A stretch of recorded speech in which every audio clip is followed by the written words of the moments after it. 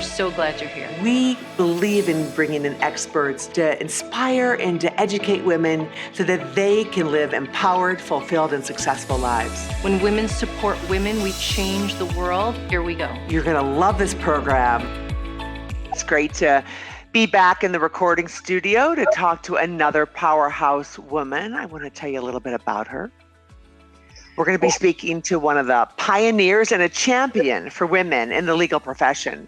She is consistently recognized on the many lists that are published as a top business leader, super lawyer, notable, and best attorney. The list goes on and on.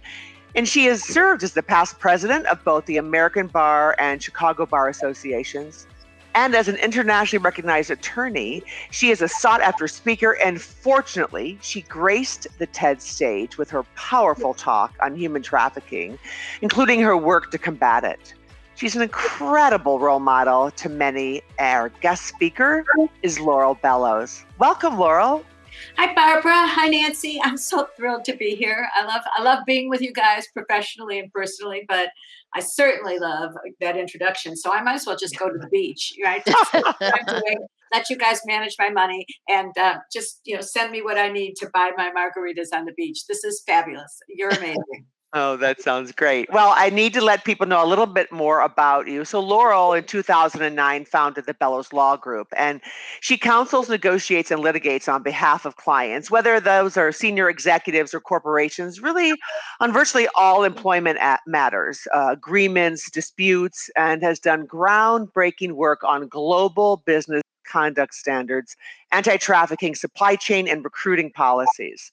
Laurel's an incredible negotiator on behalf of clients, skills she's previously shared with our Women's Forum community on two occasions, two really outstanding programs that she led and are probably the most frequently watched programs on our Women's Forum website. So, Laurel, every conversation we have with you is entertaining, educational, and inspiring.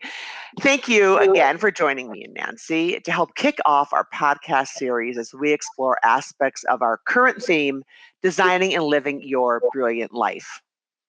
Well, designing and living your brilliant life also includes financial independence, which is something that I share with every single woman I talk to. All right. It should be shared with every man. We would like to say that women and men should know this, all right, equally, but they don't. Women are still brought up, I think, to please and to know that they have, or to think that they have choices as to what they're going to do with their life. And men are brought up in the very beginning to know that they're going to work the rest of their life, all right, for profit. Women work all their lives, but they don't always earn income. So financial independence is a conversation I had with my mother since the beginning of time, and it's the watchword that I live by, and that so that I'm thrilled to be talking about a brilliant life. But if you want to lead a brilliant life, you better be able to eat. Well, that's true, and you've been so effective at helping more people, men and women, earn more income in your negotiations so that they can have some of that financial freedom. So you're a big contributor there too. So we love that about our shared goals to help empower others to ask for more, right? Well, yes, or to just plain ask. I was at a group of high level financial women yesterday, and I needed to remind them that they need to be negotiating every time they have an opportunity for a promotion. It's not just when the recruiter calls you and says, "Hey, you think you might want to move from your job. I have a great situation for you," or when that company calls you and says, "Sorry, senior executive, we love you, but we're going in a different direction." All of those things. But I actually was shocked by the response of the women. It was like an aha moment when these 45-year-old or 50-year-old women who had reached the top at the top financial paths forgot that they needed to negotiate or were uncomfortable. So that's one of the things. Can we talk about sometime today when we're talking about discomfort at negotiating your brilliant life? In other words, when you're negotiating for yourself, I think everybody realizes that we're all uncomfortable doing that. So We should. Yeah, absolutely. Because I think that's an important question. Why don't we just ask it now, right? So let's just go there. We don't have any order of what we want to talk about because, that's a question that we have is how do you help give people more courage to ask for more and do more? It's something that seems to come so naturally for you. And how do you help others, especially women, do that as well? But I want to share something. It does not come naturally for me.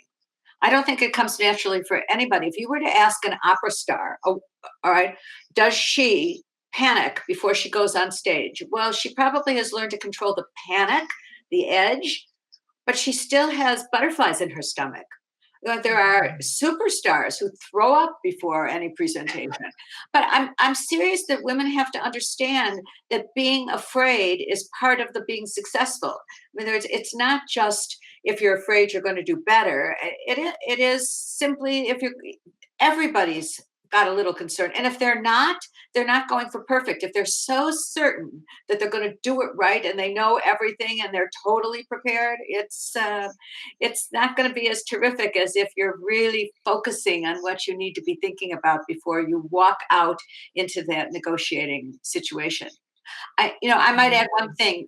From when we talk about negotiation itself, I tell women this too. I tell men this too. The men laugh and the women take it seriously. That I bring these dogs, imaginary dogs, with me.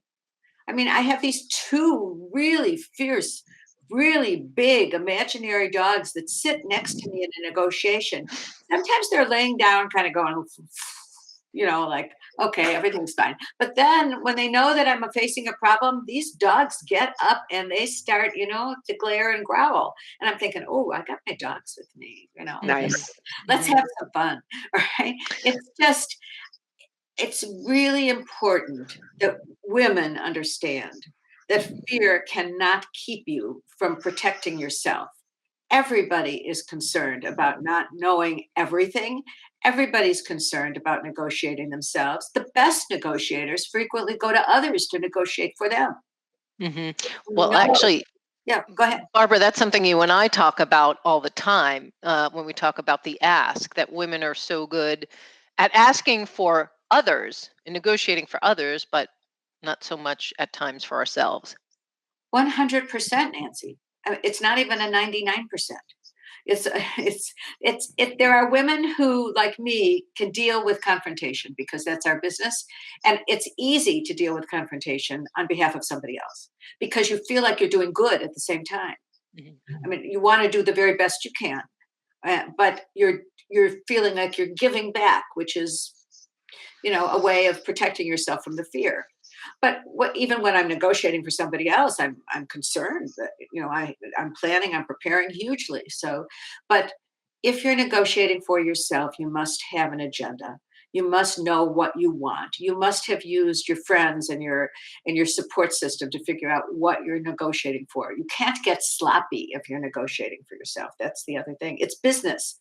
You are your own business. You are your best representative if you choose to represent yourself well. And that would be to make use of all the opportunities to figure out what you need and what you want and set goals and who can help you. I come to you guys all the time. I say, right, okay, I have something I need to negotiate for somebody else, and I'm having trouble finding the words. I'm having trouble finding what will convince this person because they're particularly difficult to talk to.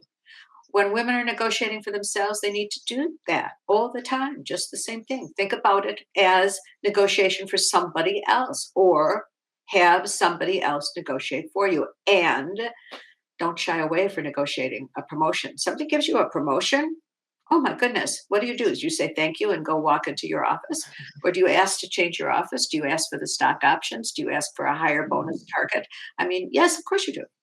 Like, oh, really? I get a promotion? Am I getting a new grade? I mean, am I going to grade 15 or am I, I'm at a 75% bonus target right now. Does that mean I'm going to 85 like you? All right. And, you got to do it. You can figure out a tone so you're not called aggressive and greedy. All right. As opposed to strong and confident. So help us understand the reluctance that people have. Do they feel like they'll be perceived that they are greedy and that and not in the right light? Or it's kind of a Mm. mystery to me why, why wouldn't they retain an attorney, especially someone like you, to be the good cop, bad cop, to at least have a resource, an advocate by their side. So that's a many-pronged answer. All right. So number one, let's go back to something simple before we go into the heavy, right? Why do we procrastinate?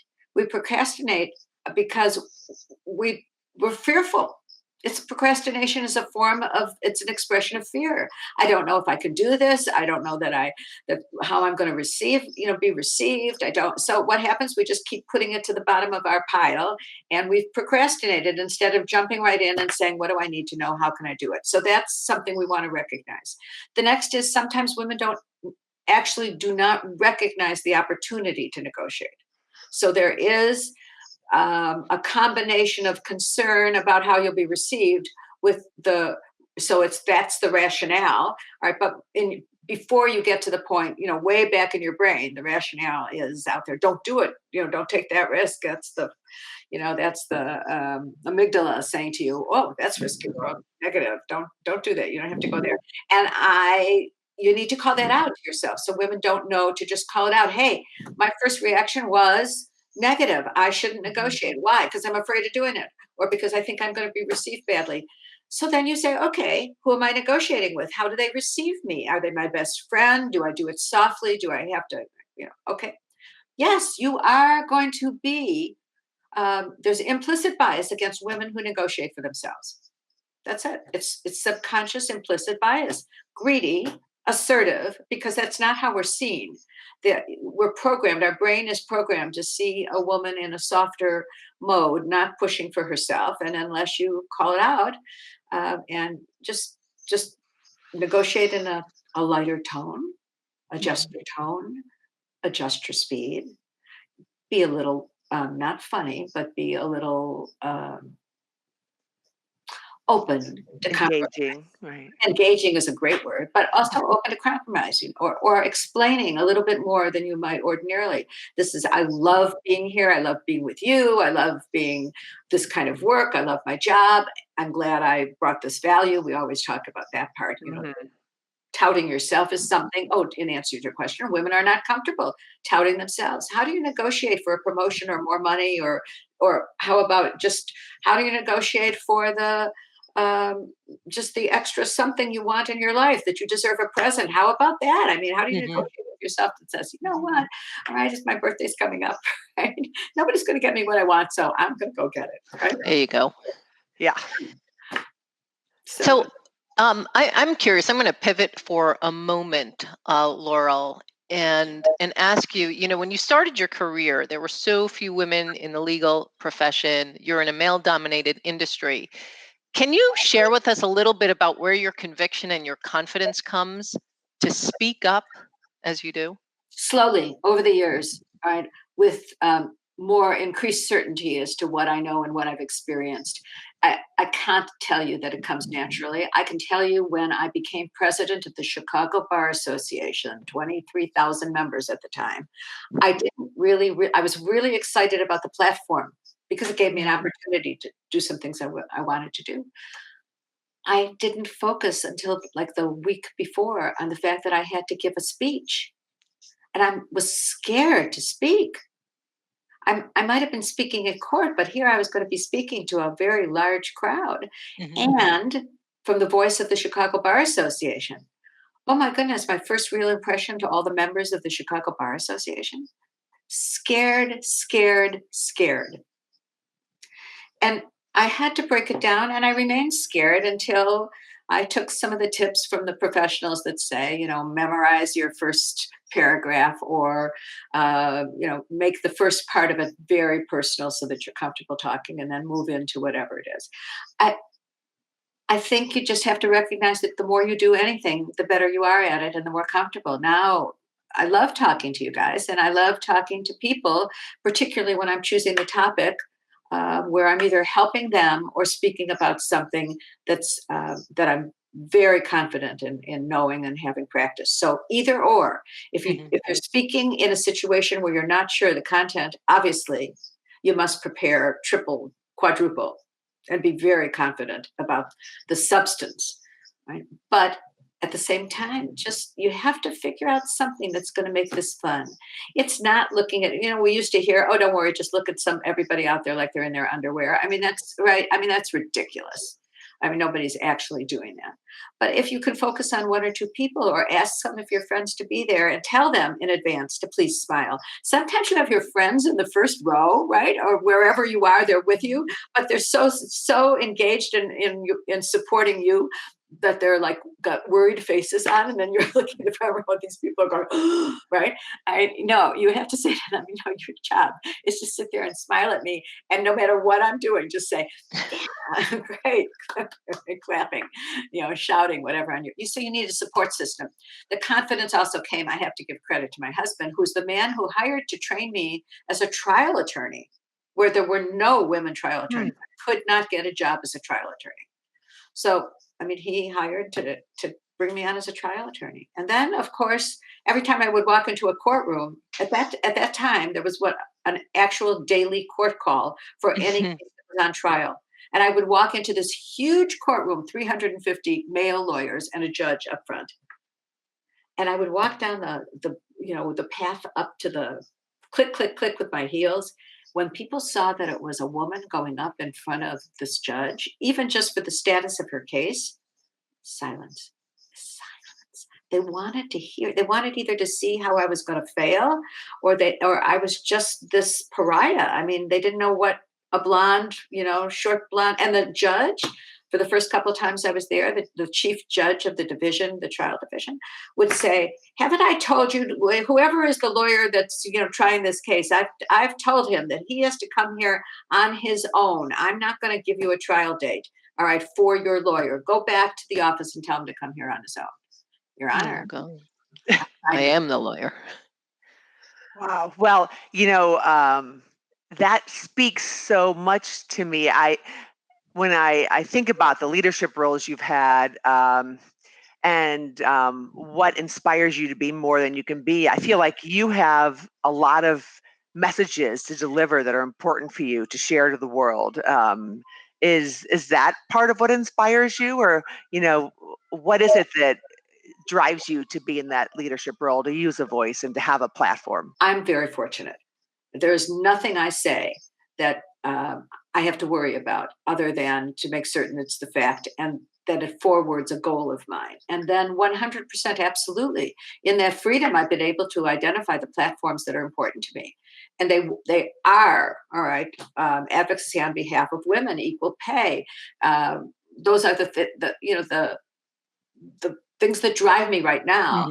Would be the areas in which I spotted what was crucial, all right, for women to succeed in the practice of law. And then from there, it was easy for me to see what's happening to my clients. And still, all right, to my amazement and disappointment, on my desk every single day are senior women leaders who have been separated out of a corporation because either they were seen to be not fitting in with the team, or there's a merger. We're doing a lot of M&A work right now, right?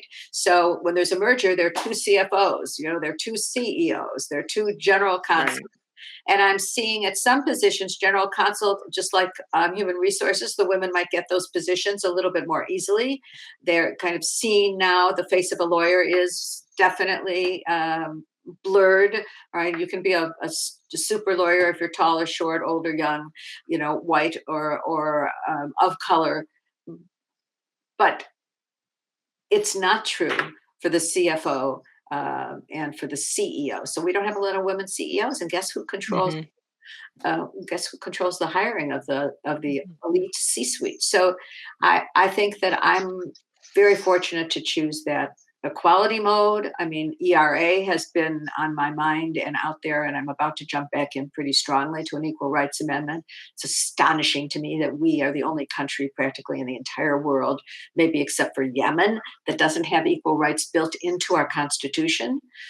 Those constitutions were written later, but that doesn't mean they enforce them. All right. So there are all kinds of issues out there that I just have to choose one right about now. Right? I can't do it all, but I'm just saying, I'm driven by what I know can affect change. And it's not just about me. I started this when I was young, all right, and I didn't have power. I just felt that I needed to find a voice and work with others who did have power and watch them. That's the other thing. I mean, Mhm. everybody was listening to us. It's not about who we are right now. It's about who we want to be and our power to be anyone we want to be. But we have to direct ourselves, we have to prepare ourselves, and we have to be courageous. I mean, that's it. And you have the courage inside of you. People who say I'm afraid, they might have reasons to be afraid if it's a matter of protecting their children or finances or literally food or homes. Right? Mhm. It's not that, then you have no reason to be afraid. You just have to figure out how to do it. One person can change the world. It's just that we're not, I mean, and that I really believe that. It's just not that you're changing the whole world. You're changing this little bitty piece of the world. And that piece is going to grow because other people want to change the world in that way with you. And then little by little, when we started talking about modern day slavery in the United States, people just were shocked. They thought they actually just came and accosted me, right? Saying, how can you say that you're going to eliminate slavery? I said, what do you want me to say? I'm going to reduce it so that the global corporations have an excuse, all right, to retain some slaves. What I mean, is some slavery? Okay, no, it's not. We need to eliminate slavery in this world.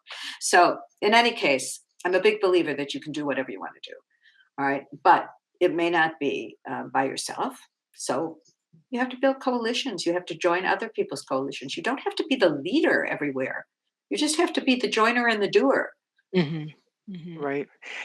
What you're saying, it really reflects that powerful statement that you made to me and Nancy before we spoke for the podcast today. And that was, to deny you have the power to do something and deny your ability to do it is to deny a brilliant life. Right. So Well, it's yeah, exactly who you are. but I think it is who I am. It is who I am because when you asked me to come speak about what I thought was a brilliant life and how to design it, it's it's so personal. It's whatever you Mhm. feel you want to accomplish. But I think what we do, unfortunately, is make subconscious judgments about what we think we can do, as opposed to just writing on a list. Just write a list of the 5 things that you think this world should, your world. It doesn't have to be the entire world, it could be a small world. How would you change your world for the better? And then figure out like A, B, C, D, E. When you're writing that list, don't think about what you can or can't do. Just have fun one day. And it could be, for me, it's a margarita in Mexico. All right. So pour yourself a margarita, go out on the balcony. I mean, summer's coming to Chicago soon, I hope. So go to Lincoln Park or wherever your park is, listen to the waves and sit there with a pencil and paper and your drink of choice, which could be, like club soda or whatever you want to drink. But why don't you just recognize that we don't take any time to think about what we want to do? Mhm. All right. And by that I mean on your short list, this is not about your family. This is not about your work. This is the kind of internal conversation you have if you went into a 5-day meditation. All right. It's the kind of pop-up that says, the truth is, I really want to blank. Wouldn't it be wonderful if we could blank? Wouldn't it be spectacular if I could have a massage every month? All right. And by the way, if that's on your list, guess what? You can. Right. And Right. it doesn't have Yeah. to be an expensive one because, if you don't have the money to get a massage, make a deal with a friend. All right. So, she gives you a back and shoulder massage once a week and you do the same for her. I mean, the manicure, it's not about money. It's about what engages you, what Right. drives you, what lights that fire, that spark. Um, it's not hard to light it personally if you just take some time to think about it. But I'm telling you out there, right, that list cannot include helping others. All right, that's wonderful, and we will talk about that, I'm sure. But that list has to be a you list. So it's a Yeah. list, it's a me list, capital M, capital E. All right, it's a me Right. list to start with. How do I know what my brilliant life is unless I know what that spark is for me? Hmm. I've Well, learned. yeah, sorry. I was just going to say, well, we learned that, that in caring for ourselves, we actually are doing a service, offering value to those around us. Oh, and because we can't show up for others unless we show up for ourselves. So Nancy, that you couldn't have spoken more wisely. yeah, But yeah, none of us do it. By the way, oh, by the way, do as I say, not as I do. right. I mean, that's the thing. So you're never going to be perfect, and you're aiming to lead this brilliant life. And your list is going to change, by the way. The fun thing to do. I mean, do you ever make an emergency list? I mean, what do I have to do that the world will not go forward if I don't do these 3 things tomorrow? Do you ever do that? Okay. And okay, Nancy. And when you get to 5 or 6 o'clock tonight, have you done your whole emergency list, the most urgent things in the entire universe? No, this is actually for the weekend, but I try his best to. But That's right. He's No, pretty, hear what- he's pretty good at that, Laurel, though, yeah, I have to yeah, I tell am. you. I mean, I am. think about me. All right. So I do the 3 or 4 or 5 legal areas and other things that I have to do Yeah. today. Yeah. And I wake up tomorrow and there are 3 of them that I haven't done, or 2 of them I have. And guess what? The world's still turning. Right. Right. Exactly. Yeah, So- I have a brother who describes people, how he admires certain people that are selfless. I'm like, that is not a positive attribute. I don't think it's good to be selfless. I think it's denying yeah. the joy that you need to have in your life versus thinking that's a really positive thing, Well, it's Well, abandoning yourself almost. there's that, certainly. I mean, you're right. It's a statement that says other people come first. And Yeah. just like you said, Nancy, other people can't come completely first, all right? Or you're gonna die early, right? And then you won't be able to help anybody. Right. But I also think that what we haven't talked about is there is a part of a brilliant life that is made brilliant by helping others, Mm. being there to ask. So one of my pet peeves, all right, is, well, I have a pet peeve that's really easy, but it's the same kind of thing. So my pet peeve is then I walk into a room. I know people might know who I am. I might recognize a whole bunch of people, but I always reintroduce myself. In the non-COVID days, I just, oh, Barbara Best, Laurel Bellows. And then you might say to me, I know who you are, Laurel, right? And then we can have a conversation about how we met. But the fact is that my pet peeve is when I reach out my hand and I say, Laurel Bellows, and the person on the other side of my hand says, yeah, I know you. Good to see you. Who in the heck is this? Like, how Yeah. self-centered? Yeah. All right. Help me out here. Right. But the fact is that that's a little way of helping people, because you're Mhm. trying to save them the embarrassment of not recognizing Right. Yeah. moment, Yeah. whatever. Right. You want to be out there asking in the next question or in some conversation with your friends, how can I help you today? What's on Right. your plate? What can I do? And really meaning it. And if they give you something to do, you can say, oh, I can't do that today. I can help you with that. Let me tell you, like whatever it is. But that itself gives me personal joy, just to ask a question that I really mean. All right, that's a brilliant life. It's Yeah. sometime during the day today, I'm going to see somebody and say, what's up? How can I help? Oh my goodness, that's amazing. They could be giving me good news. It's not helping people. It's not all about helping somebody out of a pickle. All right. Helping people is helping them get better at what they're joyful about doing. So somebody could say, I just got this amazing job. I'm so excited. So how can I help you? Is it client face? Do I get to introduce you to some people who will be your new clients? Do I take you out to lunch and get you to meet? Oh, I know who you should meet. Like, whatever it is, that's part of my brilliant life. I mean, right now I'm getting excited about helping somebody. It just makes me and you, because I know you guys, this is what drives you. So It makes me feel good. yeah. So being of service to others is really important to you. And I'm curious about something, Laurel. So let's say you ran the world and you had, a supreme power. What would you change? If I had a supreme power, it would be find some brain to brain way that I could get into your head and without destroying your privacy, understand where you are and where you came from. I mean, I think that if we're really wanting to help the world, I mean, you were talking about the supreme power, so we're playing with this. But the fact is, what I find, and this is something that is a need to improve on Laurel's list. All right, one, I don't listen as much as hard as I should. So maybe I should say, if I had a supreme power, I would make certain that everybody has to completely listen to the other person on the other side Right.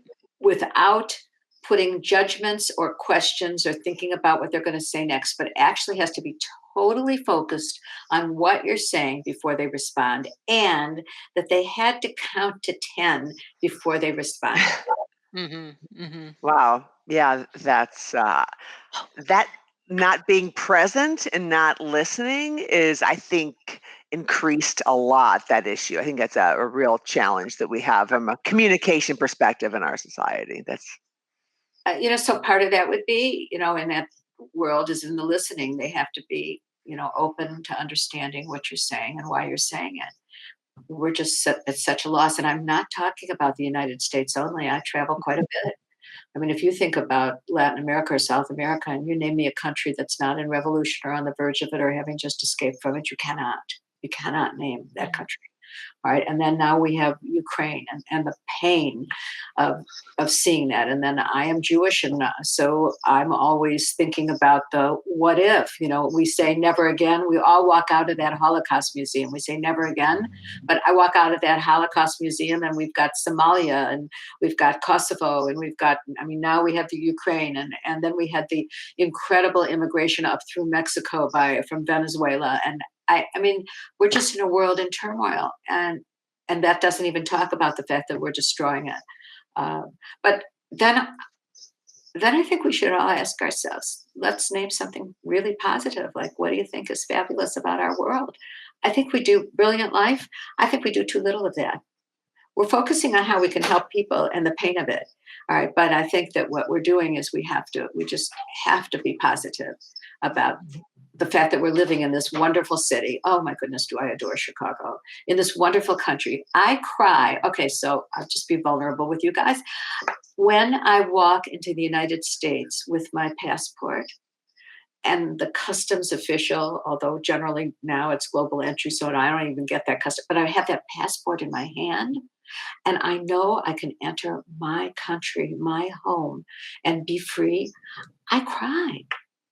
I promise you, every single time, and I travel a lot, I'm so grateful that we have this country with all its faults because I travel too much to places that don't have that. Yeah, that's a really good point. That is an important pause. You talked about the need to pause and to take things in, and that's a great example of one to express that gratitude for so much that we take for granted, right? Oh my, everything. We take walking across the street for granted. In a country that has stoplights and then of course you have me, all right, who goes out of her way to jaywalk because my husband, because one of the first lessons my husband taught me was not to walk between the lines, and he always demonstrated that on crosswalks. I love that. It was kind of a metaphor, quite honestly, Laura. Laurel, I do have to ask you talked about hearing other people describe the joy that they have or that you help them accomplish. What brings you joy, and how do you practice self-care and take those pauses you need to take? So that's why I said, do as I say, not as I do. All right. However, I'll share, some moments which are, so first of all, what brings me joy is sunshine.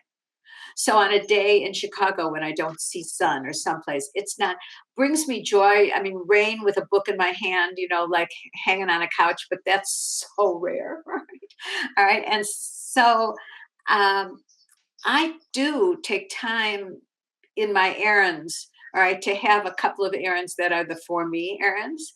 I do these days take time when I'm walking to really look at where I am, to notice the new trees and to notice the flowers, because I don't have a lot of special time for me. So whenever I try and squeeze that me time into the ordinary course of my day, I said massage. I haven't had a massage for forever with no excuse, but I do spend time in a warm country, and I do spend time with friends. Friends are my joy. I mean, friends even on Zoom. I mean, and Yeah. I keep up with Connection. it, Yeah. yeah, as much as I can. But I have to say to those of you who are tired of Zoom, it's also wonderful. I mean, we're all so busy that we may not have time to meet for coffee personally, but we can always click on that FaceTime or the Zoom and be with each other. So I find joy there. And I really do find joy in helping somebody. I mean, that is personal joy in being able to do something, sometimes it's very simple. It's a Mhm. phone call for somebody. Yeah. It's easy for you to make. You Right. just need to remember to offer it. And mostly right before you need to remember to ask. So we're sitting here having coffee. Is there, what can I do for you? Yeah. Yeah. Right? And you might say to me, you know what? Are you going to the grocery store today? And I said, yeah. Well, could you pick me up X and drop it off? Like we might be neighbors or something, or picking up the phone and saying that to a neighbor of yours. Hey, I'm heading to the grocery store today. Can I get you anything? And they say, oh my goodness, are you a lifesaver? I need X. Right. Yeah. I love Yeah. that. Simple. And Simple. Right. That feel good? I mean, yeah, Yeah. right? It feels good. So yes, it's, but no, let's be honest. I do not take the time I need. I have lately programmed some weekend time. What I've done for the first time, as far as a work change, which I don't enforce as much as I should, is I take Fridays and try not to schedule any calls so that I can do my substantive work on a Friday. so what is next for Laurel Bellows in Well, I addition to have the book? I have, my own list of things that need to be resolved, but I have to say to you, I'm not sure they're going to be resolved in any final way. I've never really had a life plan. All right. It's just that one day or opportunity has led to the next. And because of what I told you earlier, I have the luxury of changing directions as long as my husband and my firm are protected, right? And our daughter, obviously, our family. It's all about laughter. We laugh a lot because my husband's very funny. All right, we laugh. But now we're laughing at this little tiny kitten is not so tiny. So now it's 6 months. This little handful is now here, and he walks with the assurance of a panther because he now owns the. I will say that brings us joy. But it was a complete change in direction. We weren't looking for it. We just did it. All right. So that's what I encourage. I think what I would say is you build a brilliant life based on accepting what is next. All right. If it's going to bring you joy or get you further along the way to be a person that you would enjoy being with, if it's for you in the sense that you are not, this is something you want to do, you give it some pause and thought, all right, and then you just do it. Just do it. There's a little bit of Nike in there. So what's next for me is I've been teaching negotiation to women for a long time. The book I'm writing is not a negotiation book for women. It's a little bit of negotiating a life kind of thing, but it's very brain oriented. I'm very excited about it.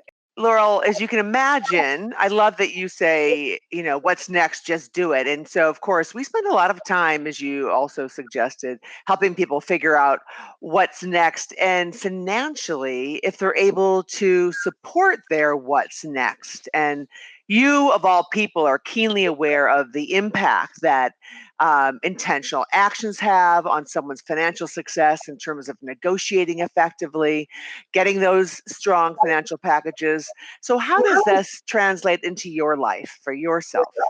I'm terrible. I'm terrible. I'm terrible. All right. So, one, I am the ultimate person, all right, who didn't do what I said to women about financial independence. Yes. I mean, I do what I do it well, I make money. Okay. And I know that I can continue to do that because the need for what I'm doing, people are going to be getting new jobs, dealing with M&As and private equity positions and change of control. All of that is not stopping. Right. So, so that whether you're getting a job or losing a job or thinking about retiring, that is going to be there. So I know personally that I'll continue to earn money. To what extent I want to be out there to attract and retain clients is another conversation, right? But my husband was, is a CPA financial. I turned over a lot of that, a lot, and I'm regretting it. Not that he's not doing a good job, all right, but that I didn't learn about investing so that I could come and speak with you guys early on. That's why I'm so definite about the financial independence and coming to speak to you. Or I'm not a salesperson for you. I just know my comfort with you.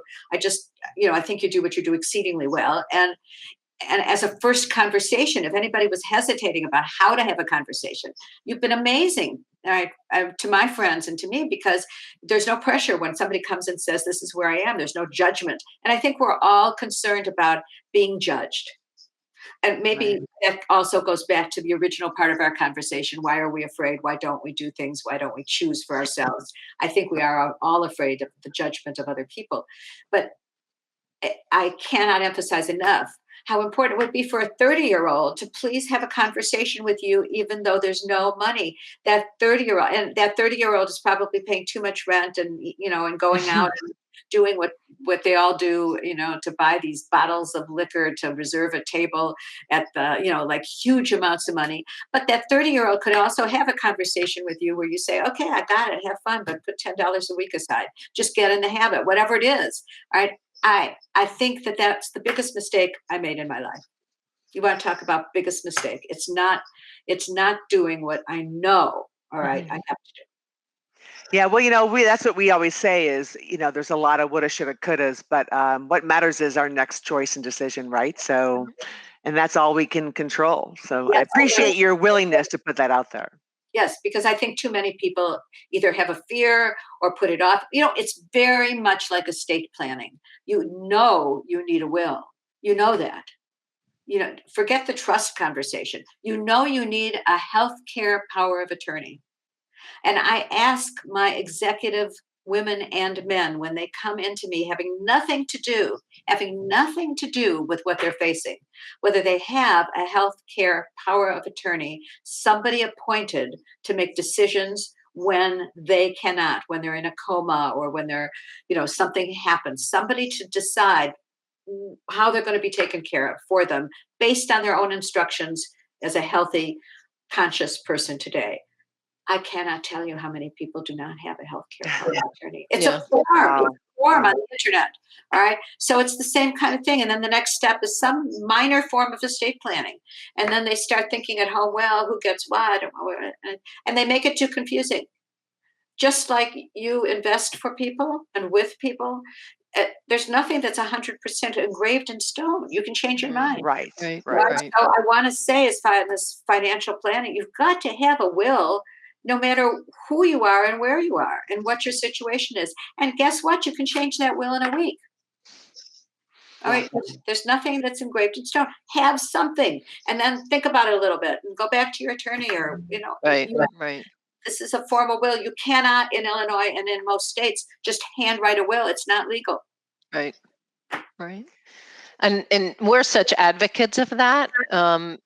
In something that we profess all the time in our women's forum, because if you don't take action and own your power around protecting and preserving your wealth and your legacy, some probate judge or government or whatever, or somebody's going to do it for you. So yeah, we totally hear what you're saying. So those are the things. Yeah. So definitely. This has been such a wonderful conversation. I could just keep going, but we've covered so much, and I thank you so much, Laurel, for spending this time with us. Well, I'm, as I said, thrilled to be here, but I guess I just want to say, people should be brilliant. I mean, they should just define the brilliant in their own terms and just be brilliant and be thrilled to wake up in the morning, take your first steps, say, thank you, I've got my feet on the ground, and then say, okay, what am I going to do today that's really brilliant? All right, something that's going to make somebody smile, but mostly what would make me smile this morning? And just start your day like that.